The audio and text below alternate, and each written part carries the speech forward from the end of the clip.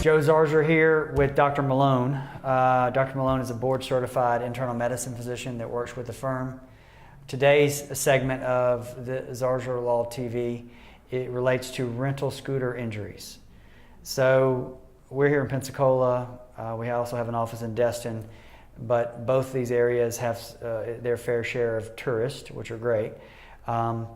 Lately, the beaches have been populated with rental scooters that people come and they rent for an hour or two at a time, and of course you get a helmet and they probably get some kind of lesson real quick on how to handle a scooter, and then the next thing they're out in the streets with 18-wheelers and semi-trucks delivering stuff to various restaurants on the beach.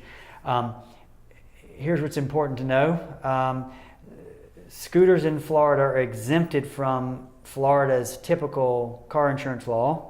Florida's typical car insurance law has an automatic benefit for medical expenses. It's called personal injury protection, but specifically excluded from those from that requirement are motorcycles and scooters with a certain level of horsepower, like most of these have.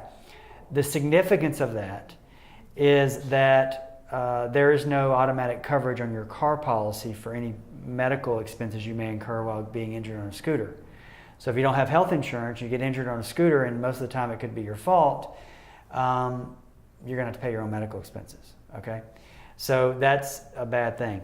If, however, though, the injury is caused by another vehicle and you have to lay a scooter down or you have to swerve to miss a car because they're doing something wrong, then that's where our firm comes into play, and you can hire us to go after the other car that caused the injury in determining who would pay those expenses. From the standpoint of Dr. Malone for this particular segment, I was going to ask Dr. Malone what typically we see in scooter accidents are road rash type injuries where somebody lays down a scooter, so to speak, to try to avoid a collision, and they end up scratching their skin for 20 feet or 30 feet along the pavement. It's not meant for skin. Yeah.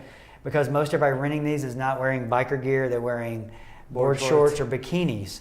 And so all their skin is exposed to the asphalt. So tell us a little bit about road rash injuries in regards to these. Well, and I guess to zoom out just a second, I think I would expect to see injuries more in line with a bicycle accident when you're on a scooter like this, for the reasons you mentioned with the clothing you're wearing and the speed you're going, and it's almost an auto versus a pedestrian if it involves those two.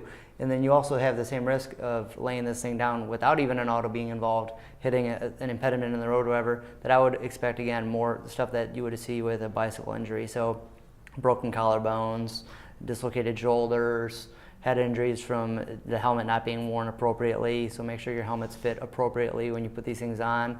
So you're here and you're trying to look great in your bikini and your board shorts, but you're not gonna look so cool when it's sitting down here like it's supposed to. So you wanna wear it back, put it down here.